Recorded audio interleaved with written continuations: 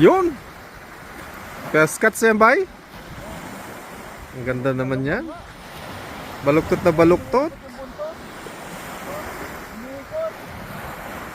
Palagay mo, wala yan?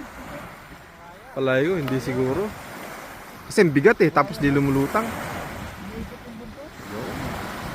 Baka natin kung anong klaseng isda yung mahuli nito. Muraya? Or yung borbot kung tawagin? Yun. Yan na oh. Paako na. Hindi. Muraya ba? Kanina pa, puro titik na eh. Pikiran. Tikirin. Tignan natin to oh. Kulay dilaw. Mukha siyang hito. Kung tawagin to dito, ano eh. Borbot.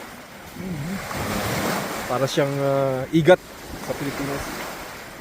Pinaghalong igat na hito na may pagkadalag. Di ba, bay? Sa mga kasama natin nagpipishing, marami sila dito.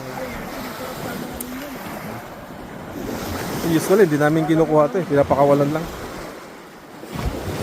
Malamang napakawalan niya lang siguro ito.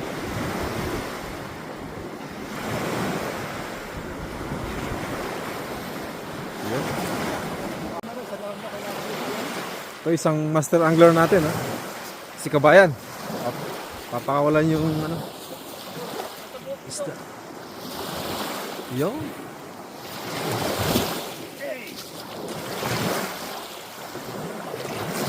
Ayaw yatang ayaw yatang malis. Yo.